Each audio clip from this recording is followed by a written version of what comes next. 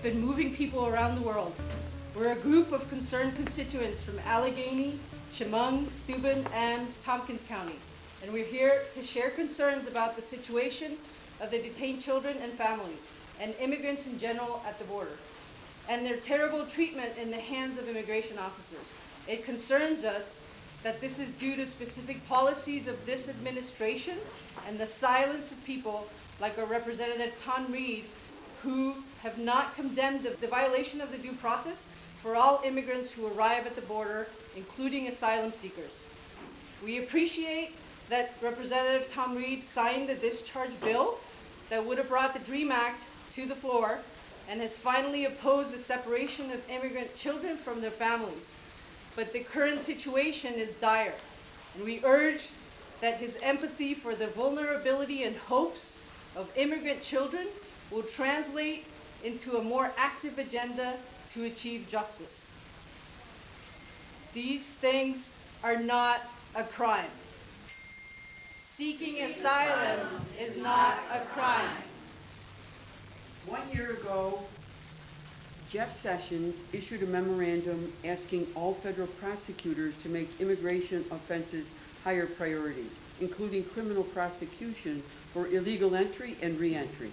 Jeff Sessions made no reference to how I identify asylum cases and provide due process protections to applicants. Seeking asylum is a fundamental human right and party to the 1951 Refugee Convention, including the U.S., are prohibited from penalizing asylum seekers on account of their illegal entry or presence. The Refugee Convention was created after World War II, when many states treated refugees as illegal entrants. Today, under both international and U.S. law, those fearing persecution in their home country do not need approval to seek asylum in the United States. Yet this right is increasingly under threat as refugees face a rise in criminal prosecution facilitated through a process called Operation Streamline. Defendants are frequently bound in chains on their ankles, waists, and wrists. I have witnessed this in Tucson. They get only 15 minutes with a lawyer before they enter the courtroom in large groups. The lawyer warns them that if they do not plead guilty, their punishment will be more severe. They are likely to spend more time in prison awaiting trial and will receive greater punishments from the trial judge and might not get to see their children again. In a single court, up to 70 people are prosecuted in a day. One judge bragged that he sentenced 70 people in 30 minutes. When defense attorneys say that their clients are seeking asylum, they are told that first the immigrants must serve their prison sentence, and then after they will be referred to immigration where they can pursue their asylum claims. Unfortunately, at this point, the asylum seeker will have a criminal record, a cause for deportation. Seeking asylum is a right, not a crime. In July 2017, advocacy groups filed a lawsuit alleging that the federal government was engaged in the, quote, unlawful practice, unquote, of turning away asylum seekers trying to come through legal points of entry. Most of the asylum seekers offering sworn testimony in the lawsuit were blocked after the election of Donald Trump. The White House Chief of Staff has publicly said that increasing family separation would be a tough, quote, deterrent, unquote, for asylum seekers. Seeking asylum is a right, not a crime. At the beginning of June, a journalist writing in the Texas Monthly witnessed a group of Guatemalans trying to cross the bridge that connects Ciudad Juarez to El Paso, Texas. They planned to present themselves at the official U.S. border entry on the other side of the bridge, but they were stopped by Customs and Border Protection officials before they entered the U.S. territory, asked for identification, and then told there wasn't room at the port of entry to process asylum claims. Attorneys doubt the government's claims of lack of capacity because overall the numbers of border crossers have been decreasing. The lawyers are concerned that preventing asylum seekers from entering through an official point of entry is a new tactic to thwart asylum claims. Seeking asylum is a right, not a crime. Fleeing for your life is not a crime. The author wrote on the condition of anonymity because of the gang-related threats she and her family face in the United States and El Salvador, for what I'm about to read. I came to this country from El Salvador in 2014 seeking safety for myself and my son. Instead, I found myself locked in a family immigration detention center. It's an experience that I wouldn't wish on anyone. When I heard news stories of nearly 3,000 children separated from their parents at the border, my heart broke for them.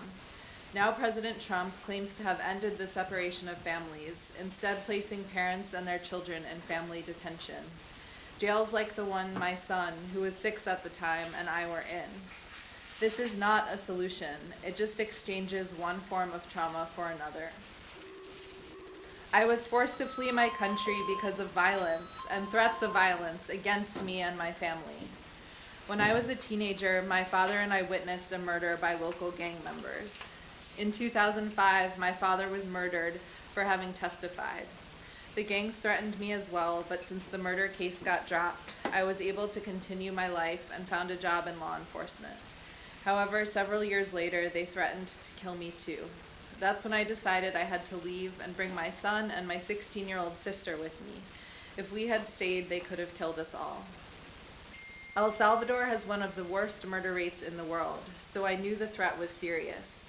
I needed to find a safe place for my sister, my son, and myself. Our only option was to flee to a country where we couldn't be found as easily, the United States. But after we crossed the border, we found no relief. Instead, we were held for 2 months in a family immigration detention center in Artesia, New Mexico, run by a for-profit company. The day-to-day conditions were horrible. The food was often expired, the milk was spoiled, and we weren't provided with snacks for our children between meals. When we saved food for snacks, it was taken from us and thrown out because of concerns about rats in the dorms. Children went to bed hungry, and we could get water between meals only by asking the officers. Sometimes they wouldn't bring any. The water we did have made us sick. It was no place for human beings, let alone for families with small children. When our children were sick, we waited days for medical attention. When one mother whose daughter had asthma informed the officers that her child needed medical care, she was told that she should have thought about that before she came to the United States. Another mother asked for medical assistance for her son, but it never came. She was deported, and her son died just a few months later. We weren't allowed to sleep in the same beds as our children, even the youngest ones who wanted to sleep with their mothers to feel safe. Deportations usually happened in the middle of the night with flashlights pointed in our faces to wake us up. Most of the officers didn't speak Spanish, which made it hard to communicate. Things were even worse for the indigenous women among us who spoke only their native languages. Once, officers physically forced an indigenous woman to take a shower while she was menstruating, violating both her privacy and her cultural beliefs. As a woman, witnessing this type of treatment was heartbreaking, and it has stayed with me in the years since. Fleeing for your life is not a crime. Protecting your children is not a crime. On February 20th, a young woman named Miriam arrived at the Texas border carrying her 18-month-old son. They had fled their home in Honduras through a cloud of tear gas, she told border agents, and needed protection from the political violence there. She had hoped she and her son would find refuge together. Instead, the agents ordered her to place her son in the back seat of a government vehicle, she said later in a sworn declaration to a federal court. They both cried as the boy was driven away. Miriam has pinballed through Texas, held at times in 3 other detention centers. She's part of a lawsuit filed by the American Civil Liberties Union on behalf of many immigrant parents seeking to prohibit family separations at the border. Her son's name, along with Miriam's name, are being withheld for their safety. But in a declaration she filed in that case, she said she was never told why her son was taken away from her. Since February, the only word she has received about him has come from a case manager at the facility in San Antonio where he is being held. Her son asked about her and cried all the time in the days he arrived at the facility. The caseworker said, adding that the boy had developed an ear infection and a cough. Protecting your children is not a crime. We ask for 3 minutes of silence for the nearly 3,700 children separated from their parents.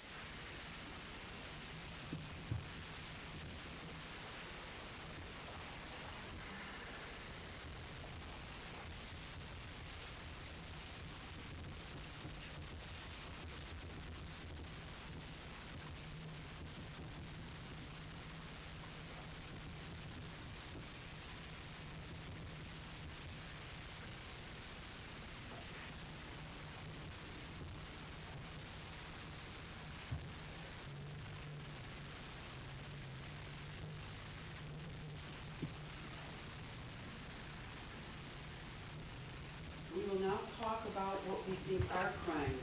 These actions are a crime. Government abuse of children is a crime.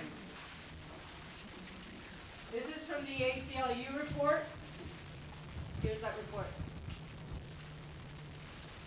The ACLU report includes testimony to the Office for Civil Rights and Civil Liberties from 116 unaccompanied minors apprehended and taken to detention in the past years. At times, this is a quote, at times, physical abuse at apprehension involves sexual abuse. For example, one agent grabbed a child's buttocks when he was alone with her after arresting her in Phoenix, Arizona desert. The abuse only stopped when she screamed, attracting another agent to the area. Another quote. Among many of the other instances of Customs and Border Patrol abuse reflected in the report are allegations that specific officials stomped on a child, threw a child to the ground, punched a child's head 3 times, hit a child's head with a flashlight, hit a child in the head before placement in a patrol vehicle, kicked the child and yelled at him after he was in the patrol vehicle, lifted a child by the neck and pushed him against the glass structure, pulled the child to a standing position by his hair, yelled profanities at the child, and threw the child to the ground, where the side of the child's face hit a rock. Kicked the child in the ribs, tased the child, causing him to fall on the ground, and many other accusations. Government abuse of children is a crime. Government kidnapping children is a crime. May. That's when the Trump administration began enforcing a zero-tolerance policy that required prosecution of all adults crossing the border and separate detention of any minors with them. His statement brought angry protests from Democrats and immigrant advocates. Quote, "The administration is holding children hostage to push parents to drop their asylum claims," Senator Dianne Feinstein, Democrat of California, tweeted. Government kidnapping children is a crime. Denying due process is a crime. President Trump unleashed an aggressive attack on unauthorized immigrants in the judicial system that handles them, saying that those who cross into the United States illegally should be sent back immediately without due process or an appearance before a judge. Quote, we cannot allow all these people to invade our country, end quote, Mr. Trump tweeted while on the way to his golf course in Virginia. Quote, when somebody comes in, we must immediately, with no judges or court cases, bring them back from where they came, end quote. It was another twist in a head-spinning series of developments on immigration since the administration announced a zero-tolerance policy 2 months ago, leading to the separation of children from parents who cross the border illegally in an outcry from Democrats and many Republicans. Mr. Trump signed an executive order to end the separations last week, but the sudden shifts have led to confusion along the border about how children and parents will be united, and to turmoil in Congress as the House prepares to vote on a sweeping immigration bill this week. Denying due process is a crime. The Border Patrol's lack of accountability and oversight, paired with its culture of violence, has resulted in the loss of lives of migrants, Mexicans living in their own border communities, and American citizens. Since January 2010, at least 77 people have died as a result of an encounter with a U.S. border agent. Many more have been brutalized and in some cases causing life-altering injuries. Killing unarmed immigrants is a crime. 1 month ago, on May 23rd, a Border Patrol agent killed unarmed 21-year-old Guatemalan refugee Claudia Patricia Gomez Gonzalez after she attempted to cross the Mexican border in Rio Bravo, Texas. Claudia lived in an indigenous region in Chalatenango. A reporter from The Guardian writes that when Claudia Gomez was a little girl, she would climb fruit trees for cherries and apricots and chase her friends through the lush cornfields scattered or across the hills of their village in western Guatemala. Her family remembers her as a warm-hearted and mischievous girl who was riveted by mathematics at an early age and who would sing to her two younger sisters as she braided their long black hair. As she spoke, Claudia's mother, Lydia Gonzalez, gazed sadly at a makeshift shrine, a wide-open casket carrying a photograph of Claudia, surrounded by candles and bunches of long-stem white chrysanthemums. She said, "Claudia was a good girl and a good student. My daughter didn't do anything wrong. It's not fair that immigration killed her." Why did they do that? The Quetzaltenango region where Claudia and her family lived was the setting for repeated atrocities by government forces during the country's military rule that left 200,000 civilians dead, most of them indigenous. The U.S. provided the Guatemalan military aid and training. The massacres triggered a wave of forced migration to the United States from Guatemala in the 1980s. The legacy of U.S. military policy in Guatemala and the devastation of the indigenous villages have had an enduring impact on Guatemalan politics and the country's economic system. A new generation of Guatemalan migrants like Claudia have been driven from their homes by extreme economic hardship, government neglect, and corruption. Up to a third of some rural populations have traveled north through Mexico towards the U.S. And in 2017, Guatemalans living abroad sent home a record $8 billion in remittances, accounting for 10% of the country's GDP. Claudia was killed in Texas less than 3 weeks after she left home. It was the first time she'd ever been outside Quetzaltenango. Her aunt said, "My niece left home like I did 18 years ago because it's the only way to escape poverty and move forward. She wanted to live her dreams, make something of her life. I was waiting for her to call, but the call I got was to tell me she was dead. This is a nightmare. I am so sad." Claudia was an unarmed refugee. Killing her is a crime. This year, for the first time, a border agent was prosecuted for killing someone. It was a 16-year-old boy, Jose Antonio Elena Rodriguez. He was not even crossing the border. He lived in the Mexican border city of Nogales in Sonora, Mexico. He was shot 10 times, mostly in the back, by a Border Patrol agent through the fence that marks that stretch of the border. The agent was acquitted. I have been to the location of his murder and met his mother and uncle who have been seeking justice. All over the area are monuments dedicated to Jose Antonio, who was a beloved teenager in his community. In 2014, the American Civil Liberties Union filed a federal lawsuit on behalf of Jose Antonio's mother, Araceli.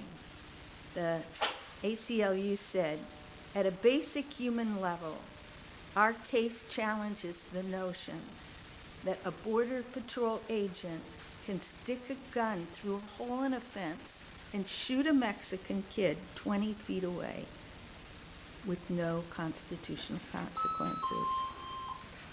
Antonio was an unarmed Mexican teenager in his own city. Killing him is a crime. U.S. military interventions in Latin America are a crime. We urge Representative Reed to investigate the fundamental causes of migration from Latin America to the United States. For example, Central America's proximity to the United States has long made it a target of U.S. political and economic interests. In 1927, U.S. Undersecretary of State Robert Olds described how the United States understood its role in the region. The Central American area constitutes a legitimate sphere of influence for the United States if we are to have due regard for our own safety and protection. Our ministers, accredited to the 5 little republics, have been advisors whose advice has been accepted virtually as law. We do control the destinies of Central America, and we do so for the simple reason that the national interest dictates such a course. There is no room for any outside influence other than ours in this region. Until now, Central America has always understood that governments which we recognize and support stay in power, while those which we do not recognize and support fall. The United States often expressed its support or opposition to these regimes through military action. U.S. military aggression in Central America is a crime. One example is the U.S. contribution to the political and economic instability and violence in Honduras, which had contributed to migration to the United States. U.S. troops entered Honduras in 1903, 1907, 1911, 1912, 1919, and 1924, in most cases in response to internal conflict over electoral outcomes. In the 1980s, the U.S. military used Honduras as a staging ground for paramilitary attacks against the Nicaraguan government. Thousands of U.S. troops were stationed in Honduras with the mission of training Honduran troops. Among the U.S.-trained Honduran troops were members of the Battalion 316, accused of scores of kidnappings and human rights abuses against Honduran and anti-Contra dissidents. In 1999, 3 mass graves and prison cells were discovered at the former Contra military base of El Aguacate near the Nicaraguan border. This facility had been built by U.S. troops in 1983. It is believed that the Contras used the grave sites to dispose of the prisoners they had executed on political grounds. In 2009, the U.S. backed a military coup in Honduras to oust democratically elected Manuel Zelaya. The leader of the coup had been trained at the U.S. School of the Americas. Following the coup, thousands of indigenous activists, small farmer leaders, trade unionists, journalists, environmentalists, judges, opposition political candidates, human rights activists, and others were murdered. One of the most famous is Berta Cáceres, an internationally renowned indigenous and environmental activist who supported many land and human rights struggles.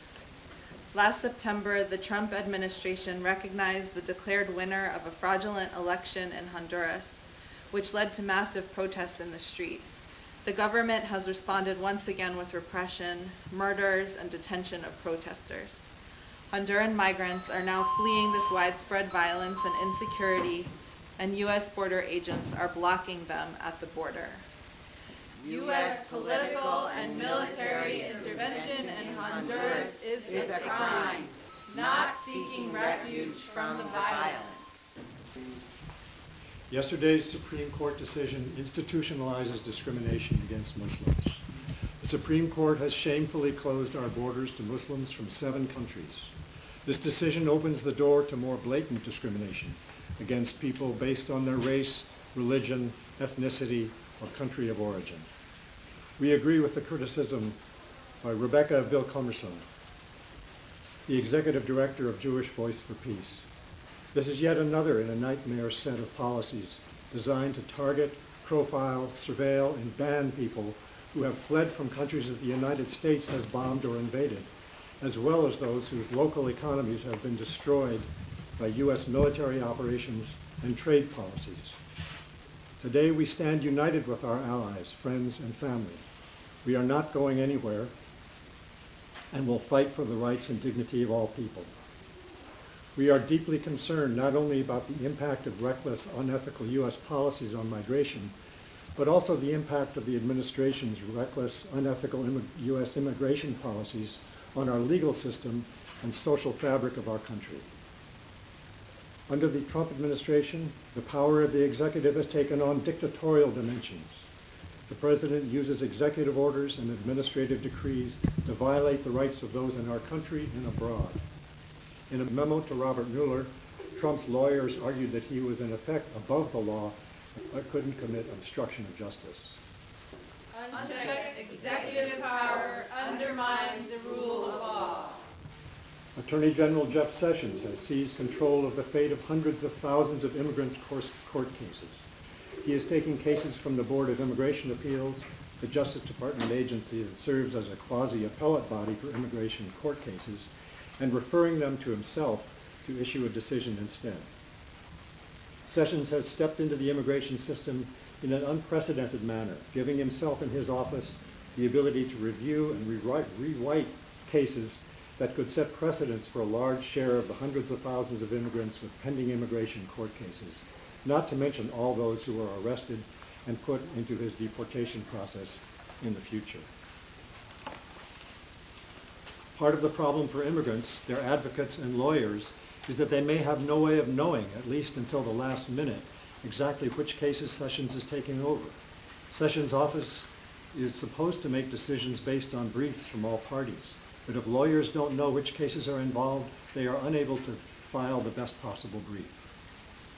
Although immigration courts are under the authority of the Department of Justice, not the judicial branch, the judges are supposed to have some degree of independence from the political leadership. Even the pretense of the independence of immigration judges has been eliminated, with Sessions personally overturning the decisions of immigration judges. Unchecked executive power undermines the rule of law. It is urgent that our political leaders take a principled stand, you, Congressman Reed, for accountability of the executive branch of the U.S. government to prevent our country from taking even more dangerous steps. Our immigration system must be governed by the rule of law, not the power of tyranny. We call on Representative Tom Reed to demand a timeline and strategy for immigrant family reunification. We call on Representative Tom Reed to oppose imprisonment of immigrant families. We call on Representative Tom Reed to demand due process rights for immigrants and uphold asylum process. We call on Representative Tom Reed to vote against military intervention abroad and against border militarization. We call on Representative Tom Reed to co-sponsor legislation to end the Muslim ban. Can we hear back from him? We ask if he can give us a response in 1 week, and we could come on July 3rd to hear that response.